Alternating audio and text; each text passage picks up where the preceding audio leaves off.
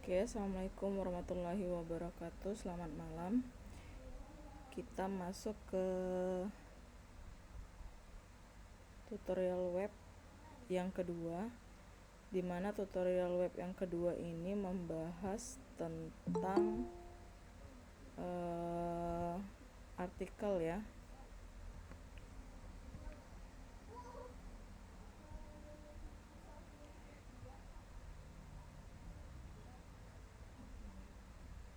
Oke, saya ulangi.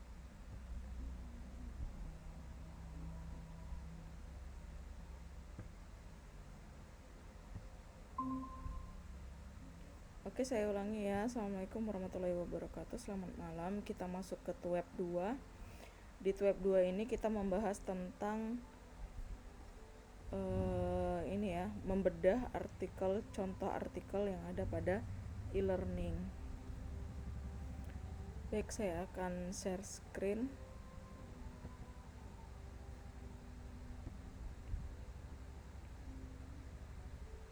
Ya.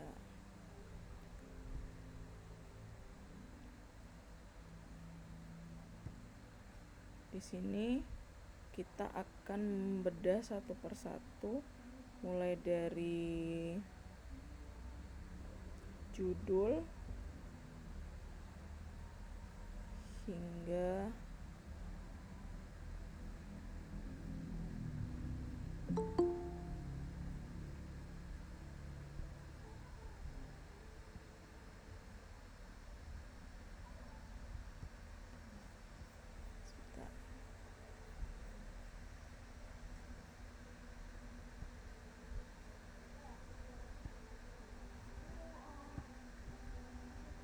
mulai dari judul hingga isi keseluruhan dari contoh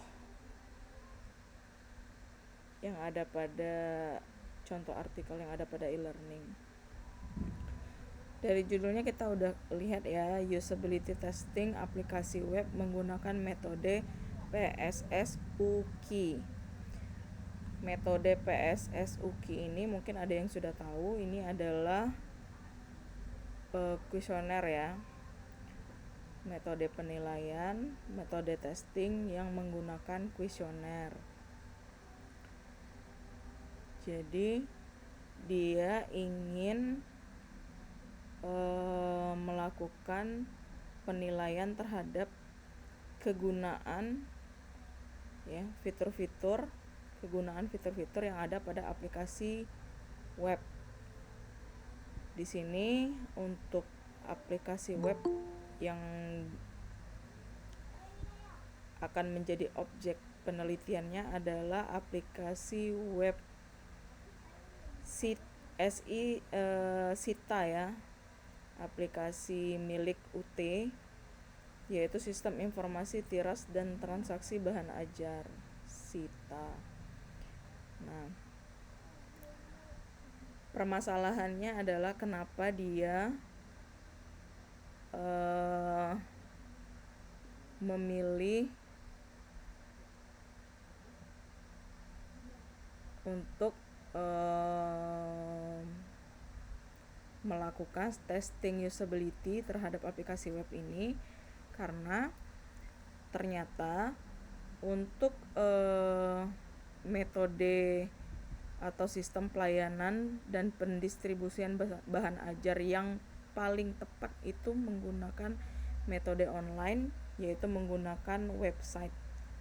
Nah, untuk mengetahui seberapa optimal website itu bekerja, aplikasi web itu bekerja, kita harus melakukan sebuah tes, yaitu tes yang dilakukan yang disebarkan kepada pengguna supaya kita tahu apakah website yang kita akan share untuk pendistribusian bahan ajar dalam ini ya, dalam objek penelitian kali ini itu ya. Ada yang ingin bertanya? Silakan. Dwi Adi Putra. Oh tidak ya. Jadi that's my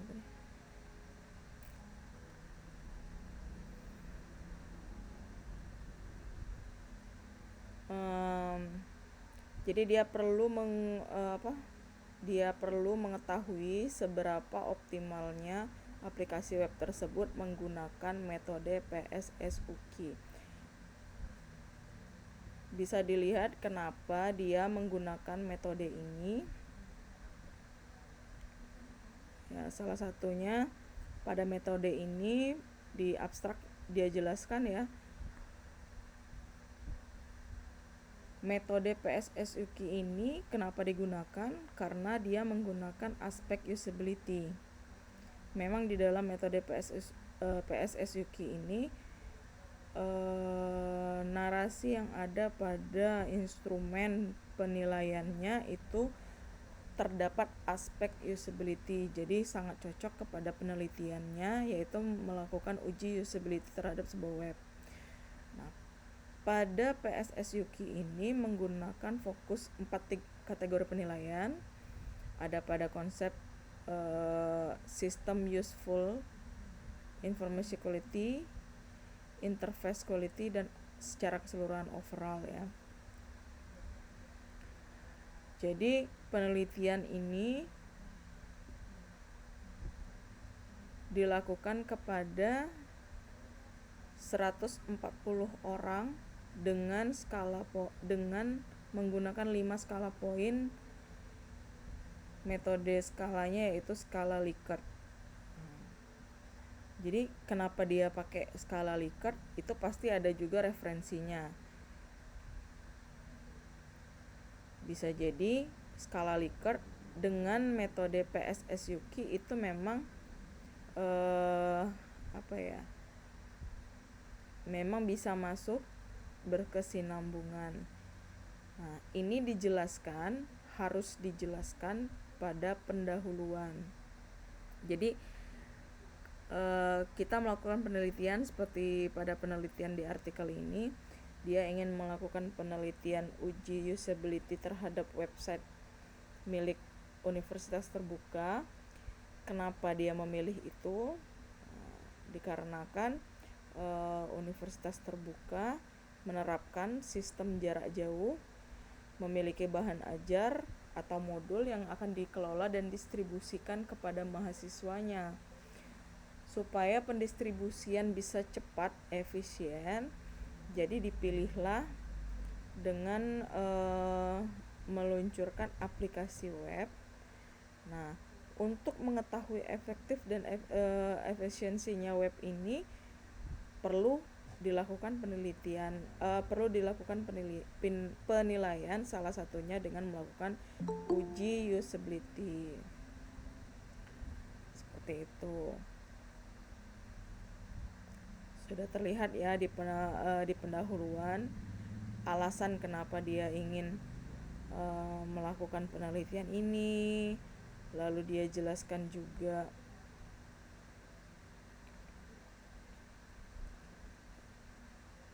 kenapa dia menggunakan PSSUK, terus kenapa dia menggunakan kriteria Likert ya. Jadi dijelaskan pada pendahuluan permasalahan penelitiannya apa, lalu metode-metode apa saja yang digunakan untuk menyelesaikan masalah penelitian tersebut.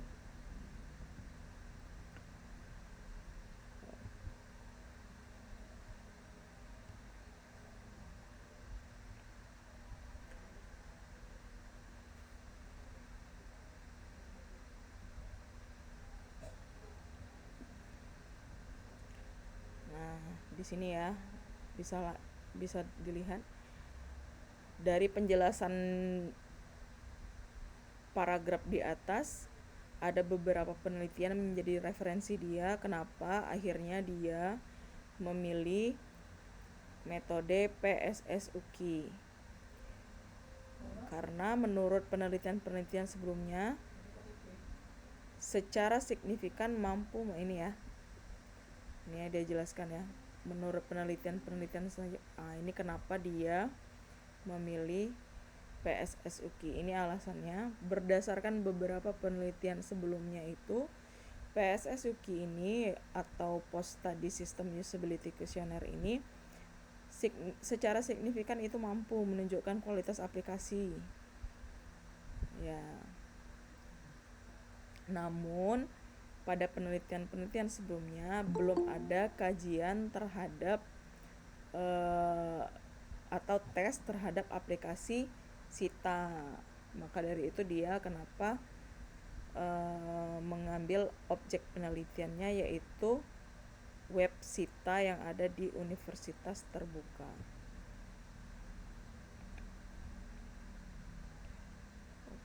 Oke.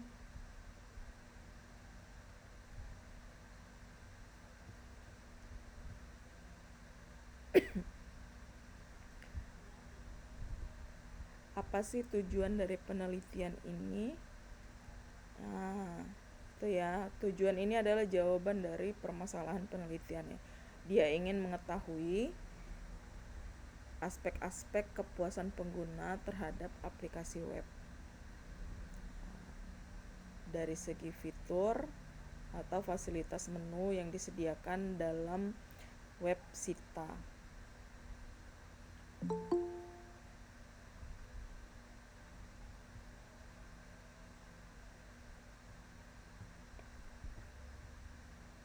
Oke, pada metode dijelaskan ya.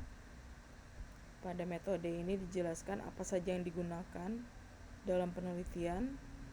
Terdapat juga kerangka kerja atau alur penelitiannya. Dia melakukan 5 tahapan, mulai dari tahapan identifikasi masalahnya apa, berdasarkan studi pustaka, baik dari jurnal, buku, dan artikel yang terkait dengan penelitian mengenai usability testing, metode PSS-UKI, dan skala penilaian mencakup skala Likert. Lalu dia juga melakukan studi terhadap kegunaan dan fungsi dari aplikasi web Sita sebagai objek penelitian. Jadi dia cari apakah sudah ada yang melakukan penelitian testing usability terhadap web Sita. Dia juga mencari artikel-artikel sebagai referensi yang terkait dengan usability testing, metode PSS-UKI, dan skala Likert. Itu dijalankan pada identifikasi masalah dan studi literatur.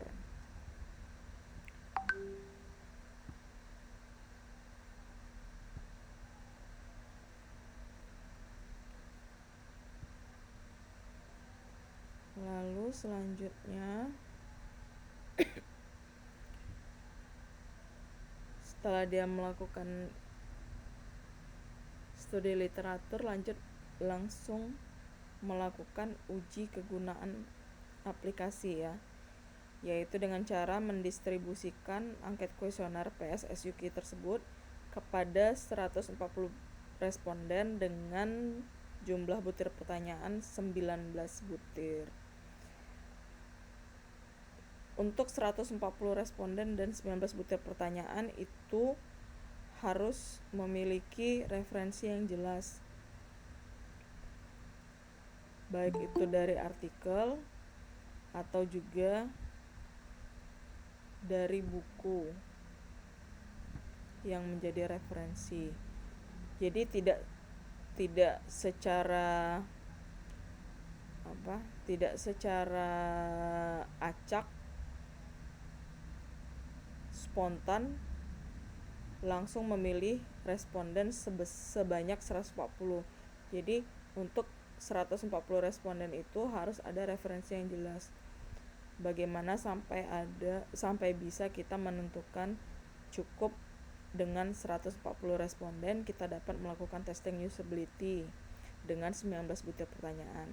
Jadi 140 responden dan 19 butir pertanyaan ini harus ada referensi yang jelas. Dan itu dijelaskan pada pendahuluan.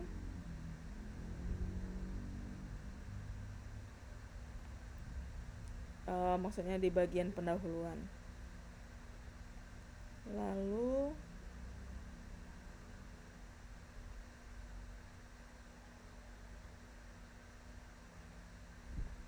setelah data didapatkan, dia langsung ke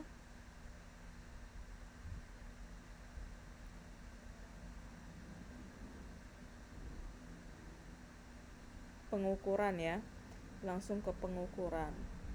Dia menilai pengukurannya menggunakan skala Likert tadi. Ya, ini data aturan perhitungan, data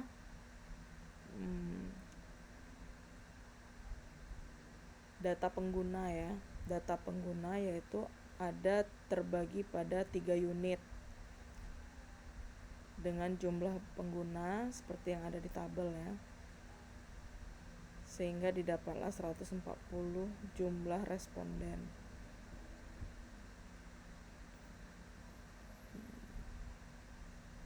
Jadi di setiap pertanyaan itu untuk penilaian, setiap pertanyaan ada poin, kriterianya ada 5,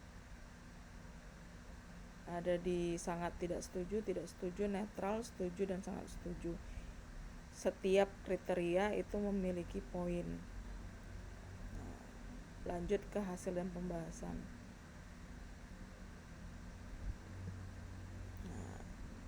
Pada penelitian ini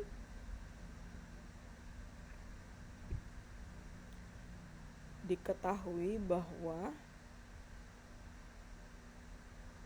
nilai pada tabel instrumen PSSUKI sebesar 1,656. Pada PSSUKI, alat ukur yang bernilai 1,656 dinyatakan valid, ya kan?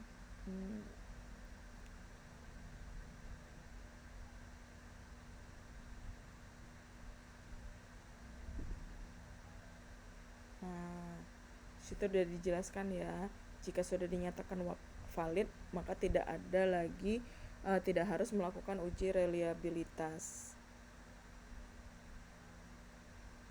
Namun jika ada hasilnya dinyatakan tidak valid, boleh melakukan uji reliabilitas untuk mengetahui konsistensi alat ukur yang dipakai pada penelitian.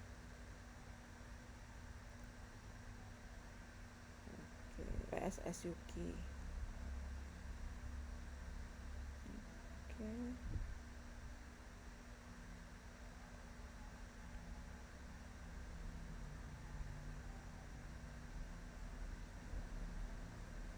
Lanjut ke pembahasan, masih di dalam bab yang sama. Lalu yang keempat ada kesimpulan dari penelitian. Yang kelima, daftar pustaka.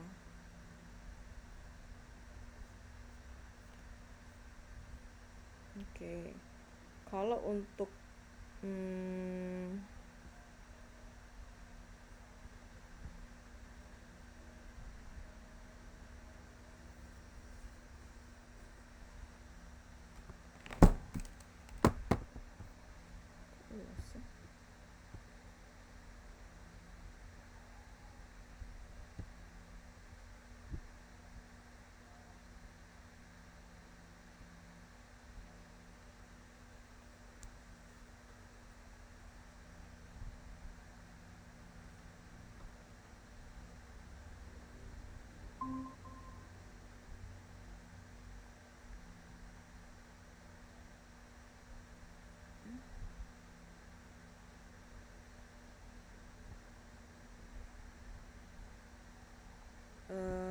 masih bisa mendengar?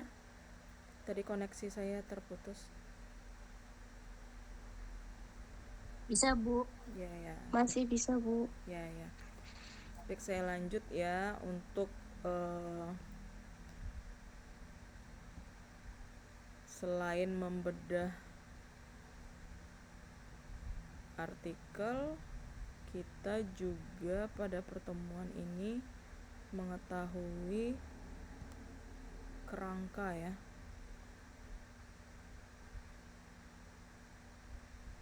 ya format artikel ilmiah. Oke.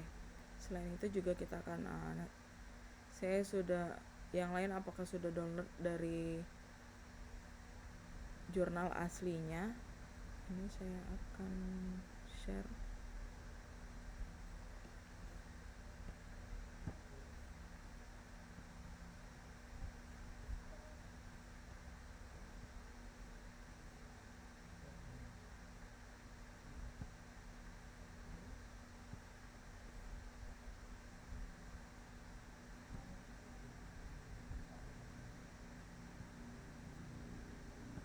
Ya, ini kalau dilihat dari template jurnal yang aslinya itu bisa kita lihat ya. Jadi ada header artikel, lalu untuk judul itu menggunakan huruf Cambria dengan besar font sebesar 16 dan di bold. Nah, ini silahkan di download di sini ya, di jurnal Undiksa JST itu langsung di download aja templatenya biar tahu hurufnya pakai apa, ukurannya berapa, spasinya berapa, supaya templatenya sesuai. Lalu bab-bab yang ada itu harus sama persis. Saya lihat kemarin yang ngerjain tugas itu masih belum belum berbentuk artikel, masih dinomorin, misalnya menggunakan referensi 1 sampai 10 ditulis. Karena pada saat web 1 kemarin kan sudah saya jelaskan supaya kita tidak tidak ketinggalan untuk tugas akhirnya. Tugas akhirnya kan artikel. Jadi mulai dari tugas 1 itu silahkan langsung dibentuk seperti template ini, template artikel ini ya. Jadi ada pendahuluan ini, mulai dari header atas ya, itu sama persis seperti template ini. Kenapa saya suruh download langsung ke jurnalnya, supaya kalian bisa langsung edit di situ. Terus di situ kan dia juga ada keterangan hurufnya apa, ukuran hurufnya berapa, lalu di bab itu apa yang harus dijelaskan. Lalu kalau di sini dilihat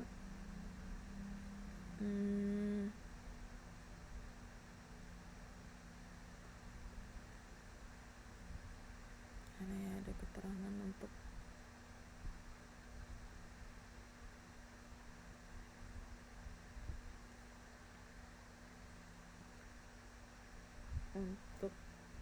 referensi dia menggunakan apa ini.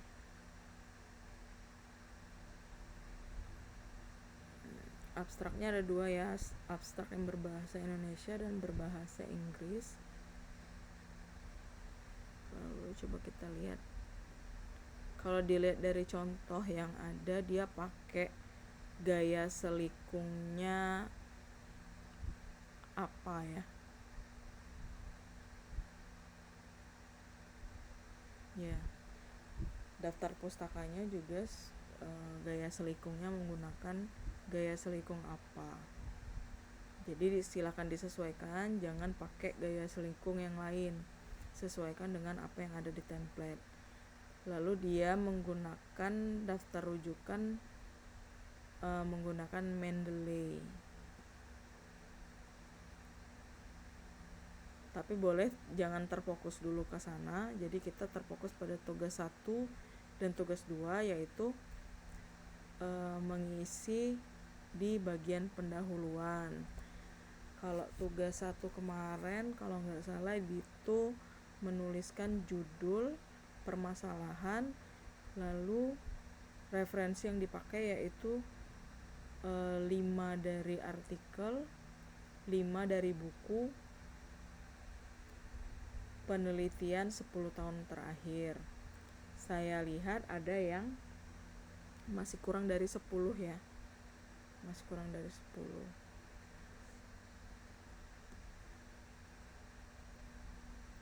Kalau bingung yang buku nggak apa-apa, jadi nggak harus mentok di 5 artikel 5 buku, boleh 7 artikel 3 buku boleh, asalkan referensinya itu 10 untuk di tugas 1. Nah untuk di tugas 2 itu diminta kutipan langsung dan tidak langsung. Jadi di 10 referensi itu bisa saja, tergantung kalian mau 2 referensi yang kutipan langsung, selebihnya kutipan tidak langsung juga boleh. Jadi kutipan langsung dan tidak langsung yang ada pada tugas 2 itu lanjutin aja yang dari tugas 1. Jadi tidak perlu membuat tugas yang baru, dilanjutkan saja dari tugas 1. Jika ada yang di tugas 1 ada revisi, silakan revisinya langsung dikerjakan di tugas 2. Untuk tugas 2 itu dikumpulkan pada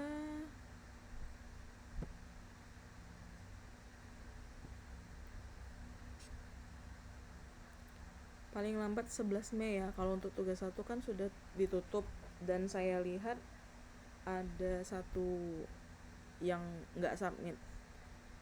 Jadi untuk tugas 1 ada satu yang nggak submit, nilainya nggak masuk. Nah untuk tugas 2 jangan sampai ini lagi ya, ketinggalan lagi. Itu paling lambat tanggal 11 Mei. Sekarang udah 9 Mei, berarti tinggal 2 hari lagi ya untuk di tugas 2. Mungkin ada pertanyaan untuk tugas 1 dan tugas 2, atau dari penjelasan ada yang ditanyakan, silahkan.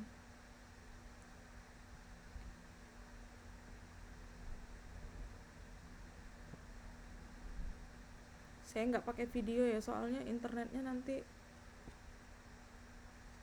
ini lagi berat lagi. Silakan bagi yang ingin bertanya masalah tugas 1, tugas 2 ataupun penjelasan artikel tadi. Oke, silakan Dwi Adi Putra.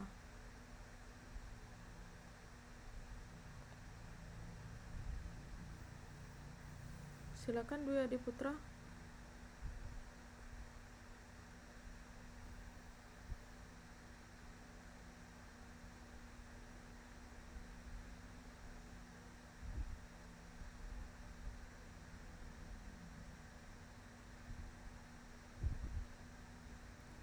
Silakan kepada Dwi Adi Putra, itu angkat tangan kan?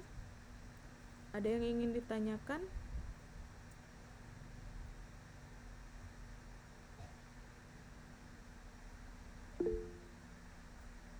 Oh ya.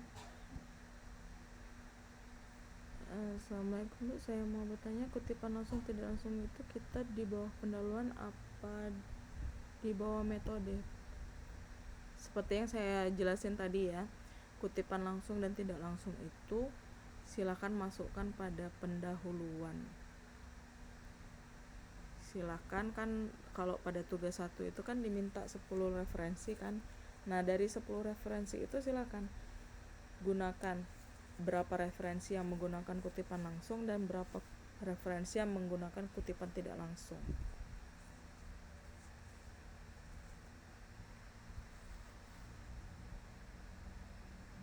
Seperti itu.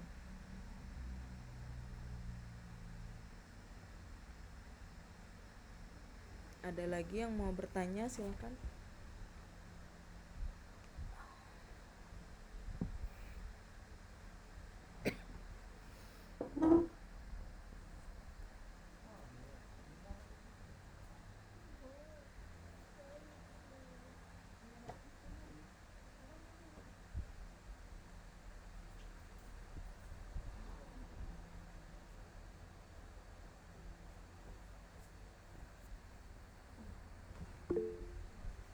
Oke, ada lagi? Silakan.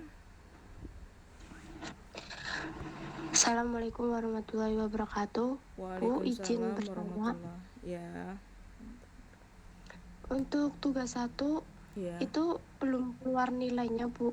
Tapi di situ masukannya itu bentuk tugas 1 itu dalam bentuk sudah dalam bentuk artikel seperti contoh artikel pada e-learning itu maksudnya itu perlu direvisi atau enggak ya, Bu? Kalau di tugas 1 diminta revisi, silakan revisinya dilanjutkan ke tugas 2 karena bentuk artikelnya sama. Oh iya, Bu. Ya. Paham nggak? Maksud saya itu seperti ini loh. Mana tadi Bu. template-nya? Saya kasih tahu ya ini. Seperti ini. Misalnya kalian punya judul nih. Nah, jadi yang kalian bikin itu bentuknya udah seperti ini loh. Judulnya dibikin kayak gini. Ya kan? Tapi karena kalian belum ada abstrak, jadi abstraknya ini boleh dikosongin aja dulu. Jadi isi abstrak ini dikosongin aja dulu. Nah, isilah pada pendahuluan seperti ini kan. Ini kan satu referensi namanya kan. Iya. Nah, pada tugas 1 kan diminta 10 referensi. Jadi ada 10 paragraf yang seperti ini. Nah, di 10 paragraf itu lanjut ke tugas 2 itu silahkan gunakan kutipan langsung dan tidak langsung. Jadi dari 10 referensi itu silahkan ada yang menggunakan kutipan langsung, ada yang menggunakan kutipan tidak langsung. Seperti itu. Oh, jadi untuk kutipan langsung atau tidak langsung itu berada pada pendahuluan ya, Bu? Boleh, iya. Dan diterapkan pada 10 referensi yang diminta. Kalau seperti contoh itu kan kutipan langsung atau tidak langsung itu ada di pendahuluan. Iya. Ya, itu sesuai dengan 10 kutipan langsung yang kemarin diambil kan, Bu? Iya, Ditulis. 10 referensi itu cara penulisannya itu menggunakan kutipan langsung boleh. Jadi bebas mau kutipan langsungnya dari 10 itu misalnya kamu mau bikin kutipan langsungnya 3 referensi, 7 referensinya pakai kutipan tidak langsung. Atau mau 50-50 misalnya 5 referensi pakai kutipan langsung, 5 referensi pakai kutipan tidak langsung boleh juga. Baik, Bu. Terima kasih, Bu. Ya.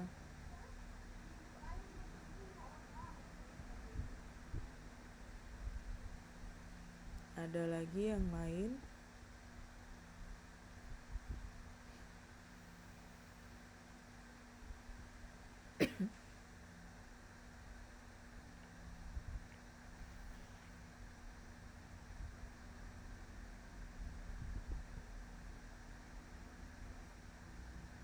Ada lagi yang lain yang ingin bertanya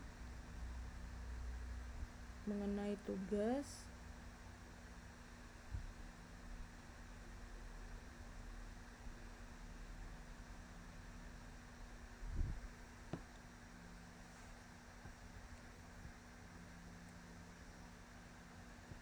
Silakan ditunggu.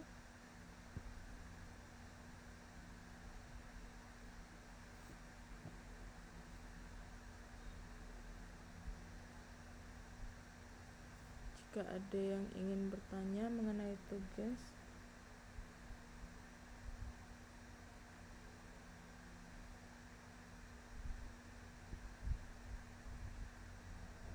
atau mengenai tata cara penulisan artikel,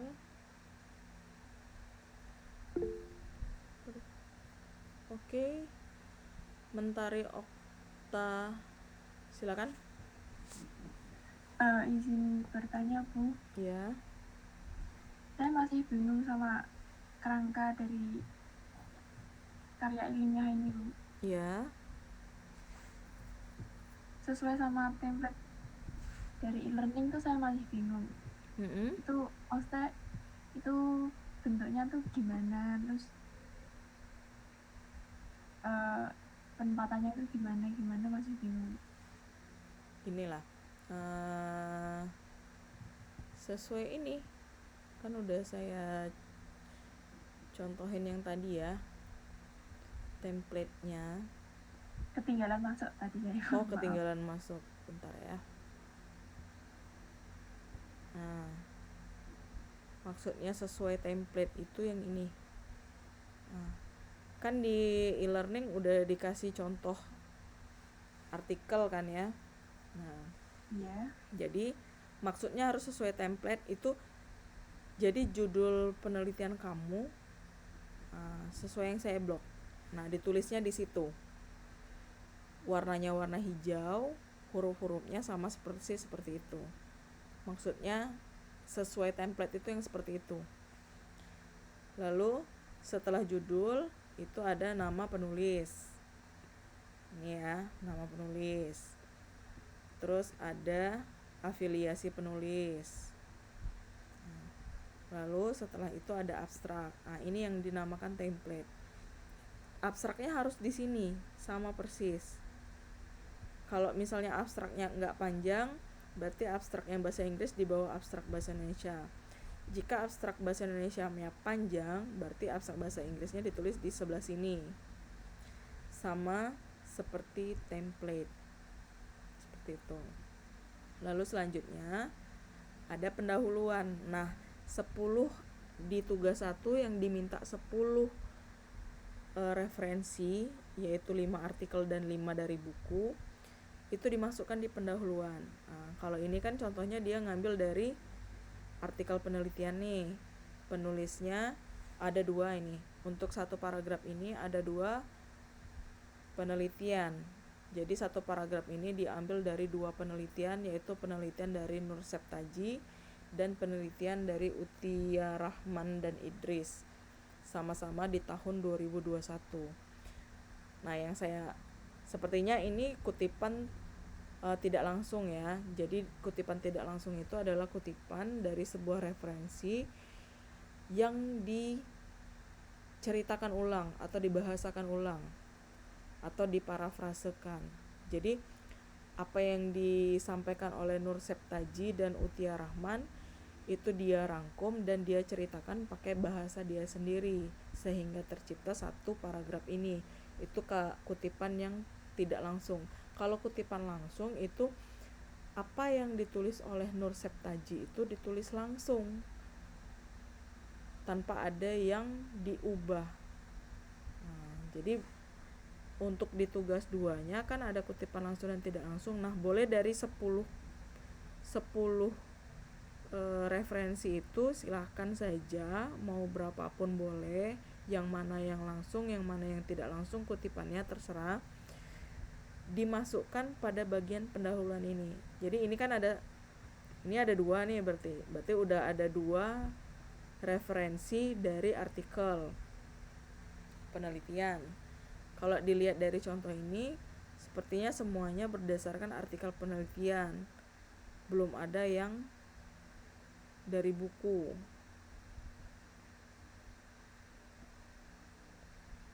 Jadi seperti itu. 10 referensi yang diminta itu silakan masukkan di bagian pendahuluan. Nah, untuk dia kan ada pendahuluan, terus ada metode. Nah, di bagian metode ini silakan dikosongkan dulu. Bagian 2 metode silakan dikosongkan. Tulis aja babnya metode, misalnya kan 2 metode, terus 3 hasil dan pembahasan, tapi isinya dikosongkan aja dulu. Silakan isi pada bagian pendahuluan tadi.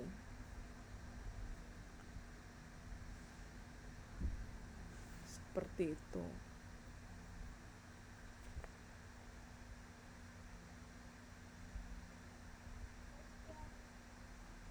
Kalau fontnya itu gimana Bu pakai? Nanti saya, kalau susah ya nanti saya kirimin aja fontnya. Ini sebenarnya di-download aja dari situsnya langsung. Sebentar, saya share yang masih mentah. Kalau itu kan sudah menjadi sebuah artikel. Nah, ini ada template-nya yang masih mentah. Itu di mana tadi? Nah, ini nanti saya share aja supaya cepat ya. Nah, di sini udah kelihatan kan? Ya. Ini Oh, hurufnya apa yang dipakai, ukuran hurufnya, di bold, warnanya apa. Nah, di sini juga udah dijelasin ya, abstrak ditulis dalam bahasa Indonesia dan bahasa Inggris dengan huruf Cambria, ukuran 10, spasinya sebanyak 1, panjang teks antara 100 sampai 150 kata. Seperti itu. Udah dijelaskan di sini. Nanti saya share, silakan ikutin panduan yang ada pada template yang masih mentah ini, bukan berupa artikel yang sudah jadi. Kalau ada yang bingung hurufnya apa, misalnya apa ya, silakan nanti saya share. Kalau saya lupa tolong diingetin. baik Bu, terima kasih. Ya.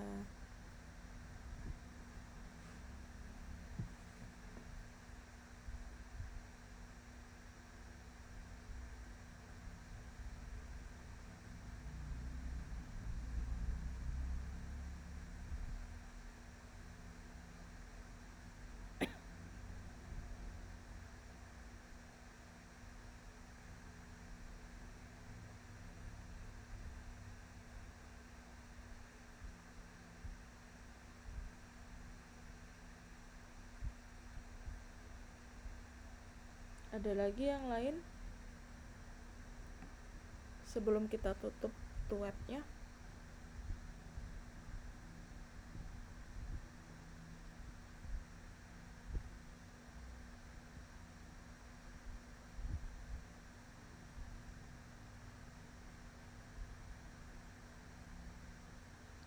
Untuk absensi online boleh, saya mau absensi online di open cam ya.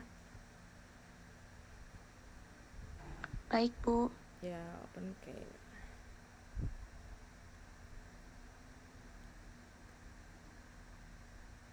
Silakan. Oke. Yang lain boleh untuk absensi online-nya. Boleh Amalia, Dwi, Safera dan Hana belum?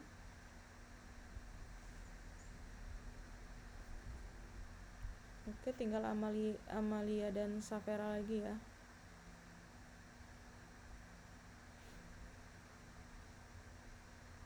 Oke, adakah Amalia dan Safera? Oke, saya langsung ya. 1, 2, 3. Oke, terima kasih. Boleh silakan off cam-nya lagi. Saya rasa pertemuan kita sudah cukup jelas. Nanti kalau ingin bertanya lebih lanjut silakan melalui grup. Saya akhiri pertemuan kita. Assalamualaikum warahmatullahi wabarakatuh. Selamat malam. Waalaikumsalam. Waalaikumsalam warahmatullahi wabarakatuh. Terima kasih, Bu. Ya.